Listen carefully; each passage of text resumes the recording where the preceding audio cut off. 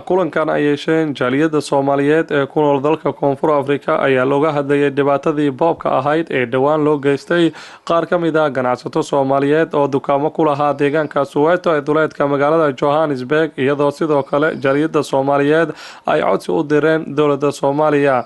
kulanka ayaa waxaa ka qayb galay isla markaana goobjoog ka ahaa madax ka socotay dowladda Koonfur Afrika iyo qaar ka mid ah hogaamiyaasha xisbiyada iyo ururada u dhaqdhaqaaqa bulshada rayidka. waxaana kulanka intii uu socday looga hadlay tirada dukaamadii dhawaan lagu boobay deegaanka Soweto iyo sida ay jaaliyadda Soomaaliyeed iyo madaxda dowladda Koonfur Afrika uga xun yihiin.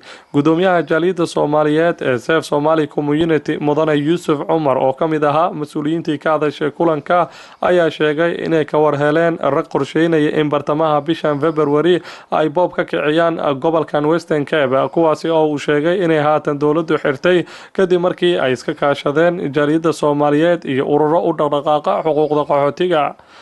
waxaan marka anoo message-kan ka faa'iideysanay walaalaha Soomaaliyeed oo dhibaatada ku dhacday waxaan leenahay dhibka idin gaaray waa nala kiin gaaray.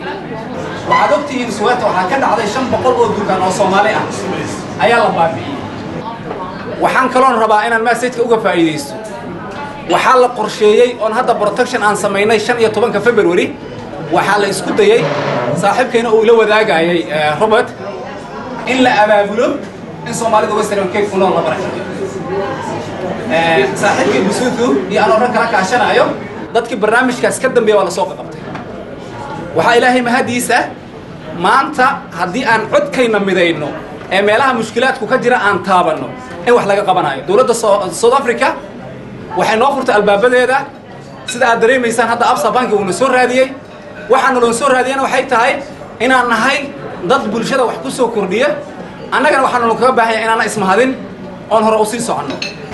marka munaasabadan aad loo soo agaasimay anoo ka faa'iideysanaya inta hadda nala joogta iyo wixii media nagala socdaba waxaan oran lahaa aan ka bilaabno inteena gobolkan joogta inaan midnimada Soomaalida raadino kadibna aan u gudubno meelaha kale oo South Africa. gabagabadii hadalkayga in message-kan ay naga aqbali doonaan baarlamaanka Soomaaliya. dhibaato ku dhacday Soomaaliya maanta alxamdulillah meeshii shalay way ka dhowdahay. waxaan ka rajaynaynaa oo ka sugnaaba waa inay ansixiyaan golaha wasiirada.